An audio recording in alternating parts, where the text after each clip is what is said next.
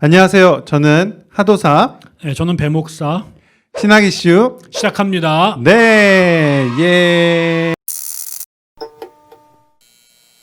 목사님 이번 주 한 주 내내 굉장히 이제 뜨거운 이슈가 됐던 게 미국 대선이거든요. 트럼프는 이제 계속적으로 어떤 보수적인 기독교의 가치관을 그렇게 슬로건으로 들고 나왔었잖아요. 뭐 동성애 반대라던가 뭐 낙태 반대 이런 걸로 나와서 많은 보수 기독교인들이 트럼프를 더 많이 지지했던 걸로 알고 있거든요. 근데 이제 사람들이 궁금해 하셨던 게 기독교적 가치관을 슬로건으로 갖고 나왔으니까 트럼프가 더 하나님이 원하시는 그런 지도자가 아닌가.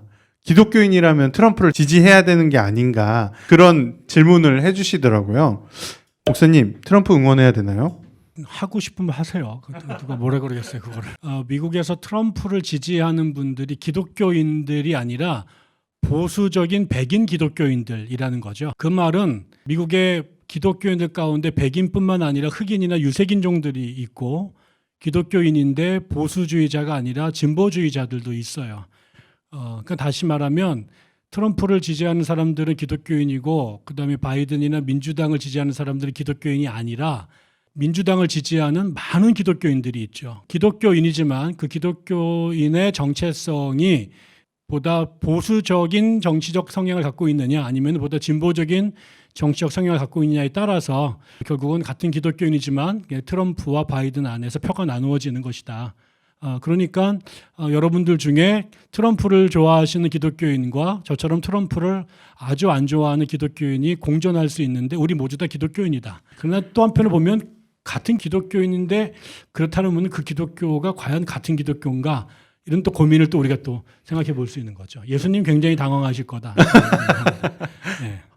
어느 쪽에 당황하실지는 또 모르는 거 아니에요? 그래서 제가 재밌는 게 제가 유학에 갔을 때 저희 수업 시간에 저 선결교인이잖아요. 저는 기독교 대한선결교 출신이고 내 친구는 예수교 대한선결교 출신인데 우리 선생님이 미국 애들한테 우리를 소개하면서 얘는 지저스 홀리니 출신이고 얘는 크라이스트 홀리니스 출신이라고.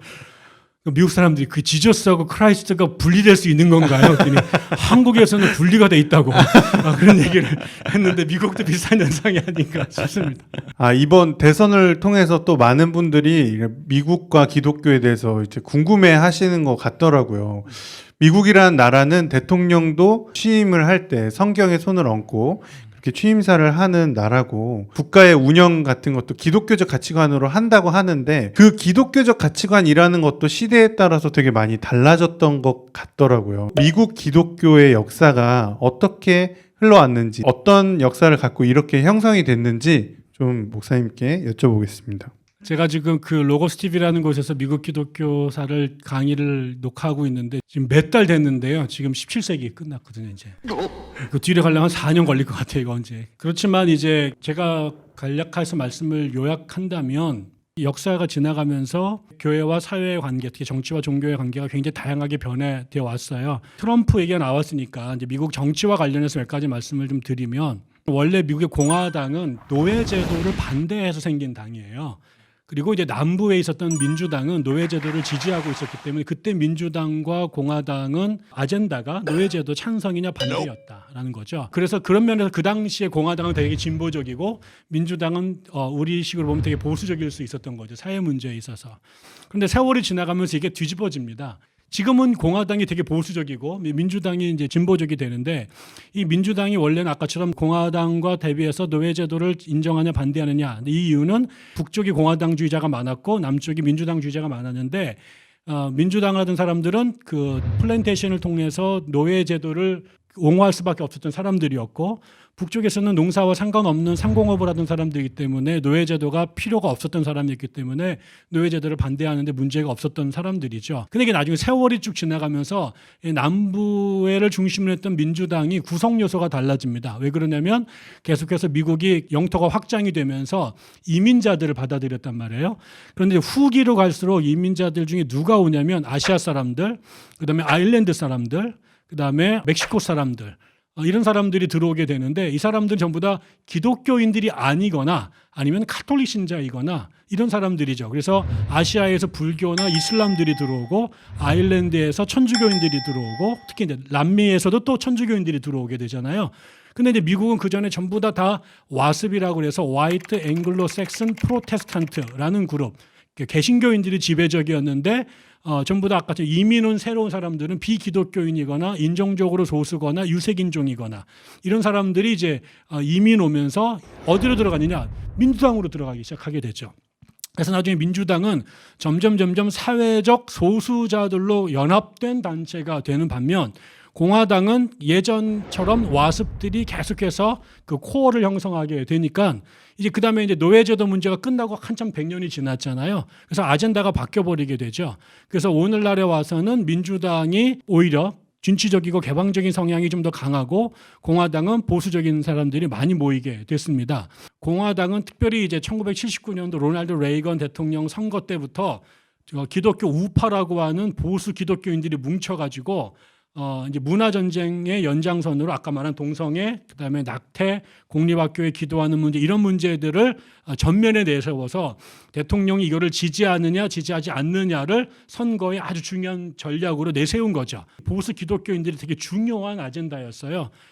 그러니까 이제 이 문제에 대해서 민주당은 계속해서 이런 얘기가 안 나오도록 가급적인 말을 막으려고 했고, 그런데 저쪽에서는 계속 이거를 밀고 늘어지면서 결국 보수 기독교인들이 다 이 문제로 유권자들 모으는데 성공을 한 거죠. 민주당에서는 계속 이 문제 때문에 계속 집니다. 미국의 보수 기독교인들은 전부 다 민주당을 신앙 없는 사람으로 몰면서 보수 기독교 표현들이 전부 다 반민주당으로 가게 됐을 때 이거를 이제 역전시킨 현상이 언제 나타나면은 오바마 때 짐 월리스라고 하는 보수적인 기독교인이 돼 사회적으로 진보적인 활동을 해왔던 저는 이제 복음주의 좌파라고 말하는 이 짐 월리스가 그 당시 민주당 대선 후보였던 힐러리 그 다음에 오바마 그 다음에 또 한 명 있었는데 에드워드인가 이 사람을 데려다가 공개적으로 CNN을 통해서 대중과의 그 대담을 생중계를 했는데 그때 짐 월리스가 사회를 봐요. 그리고 유튜브를 통해서 유권자들이 이제 질문을 던진 거죠. 이 진보적인 3명의 대통령 후보자들의 신앙 문제를 이제 검토를 한 거예요. 근데 이제 흥미로운 게 당신에게 신앙과 종교가 무슨 관계냐라고 물었더니 힐러리가 막 울면서 내가 우리 남편이 백악관에서 루인스키랑 거시기 한 일을 할 때 내가 가정 깨고 싶었다. 근데 하나님이 나를 도와주시고 위로해 주셔서 내가 가정을 지킬 수 있었다. 이렇게 얘기를 하고 오바마는 내가 원래 저 시카고에서 마약 먹고 막 놀던 애인데 내가 교회에서 그 목사님을 만나서 거듭나고 내가 어떻게 살아야 될지를 알아서 흑인 빈민을 위한 법률가가 되기 위해서 내가 하버드 로스쿨에 갔다 와서 인권 변호사가 됐다. 그 다음에 또 이제 에드워드인가 그분은 자기 아내가 병들어서 넘어졌는데 하나님의 은혜로 아내를 안 버리고 내가 병관하며 살았다. 이렇게 얘기를 하게 되니까 미국의 사람들이 민주당원 사람들도 되게 돈독한 신앙인이구나 라고 알게 된 거죠. 이제 그러면서 그때 이제 오바마가 당선이 되는데 되게 중요한 역할을 했습니다. 이런 이야기들은 미국도 그 역사가 지나가면서 보수적 기독교인, 진보적 기독교인들이 어느 당을 지지하고 반대했느냐가 시기별로 또는 아젠다별로 계속 변해 왔었다라는 것이고요. 그런 맥락에서 오늘의 현상도 이해하면 좋을 것 같습니다. 네, 그렇군요. 네, 마지막으로 그러면 하나님께서 원하는 지도자는 과연 어떤 것일지, 기독교인 지도자가 하나님이 원하시는 지도자라고 할 수 있는 건지 그것에 대한 목사님의 생각을 한번 여쭤보도록 하겠습니다. 이건 되게 어려운 문제인데요. 예를 들어서 우리가 지난번에 이명박 대통령을 지지를 할 때 한국의 기독교인들이 올인을 해서 장로 대통령 만들기 운동을 했단 말이에요. 근데 그때 장로 대통령을 만든 이유가 뭐였냐면 기독교인이 대통령이 되면 잘할 거다.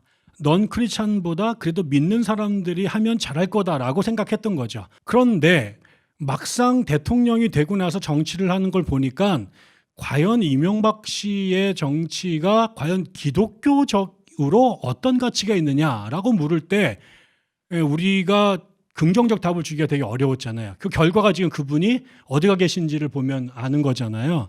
그래서 우리가 속지 말아야 될 게 있다는 거죠. 예를 들어서 내 가족이 암이 걸려서 병원에서 수술을 하는데 수술을 하는 의사를 뽑을 때 이 사람이 교회 다니느냐 아니냐를 먼저 묻는 사람은 없어요. 암 수술을 잘할 의사로서의 실력이 탁월하냐를 먼저 봐야 되는 거죠. 그리고 나서 이분이 신앙까지 있어서 생명을 존중한다라고 그러면 그건 정말 금상첨화인 거죠. 근데 교회는 잘 다니는 장로님인데 암에 대해서 실력이 없어가지고 이게 암덩어리인지 아니면 고깃덩어리인지도 구별을 못하는 사람이라면 이거는 안 되는 거잖아요. 그러니까 우리가 정치 지도자를 뽑을 때 첫째는 정치인으로서 유능한 실력과 커리어를 쌓았느냐를 먼저 봐야 되는 거죠. 저는 이제 그게 첫 번째. 정치인을 뽑을 때는 정치인을 뽑는 거다. 정치를 잘할 수 있는 사람을 뽑는 것이 중요하지 착하거나 교회 다니면서 뽑는 게 아니다. 그런데 이 사람이 정치 지도자 탁월한 능력이 있어요. 근데 우리에게 중요한 것은 이 사람이 우리가 생각하는 하나님의 나라의 가치에 이 정치 지도자가 갖고 있는 비전이나 이념이 합치되느냐를 봐야 되는 거죠. 교회를 열심히 다니는데 가난한 사람들이나 사회적 약자들에 대해서 무시하고 그 기득권을 가진 사람들 위해서만 이 곡간을 퍼주는 정신을 갖고 있는 정치 지도자라면 그거는 저는 그 사람이 교회를 다닌다고 할지라도 하나님의 정신을 갖고 있는 기독교인이라고 말하기는 어렵다. 가급적이면 저희는 정치 지도자로서의 자기의 기능과 능력에 탁월한 그러면서도 우리가 꿈꾸는 하나님의 나라의 이상과 꿈을 가슴에 품고 있는 지도자가 누구인가.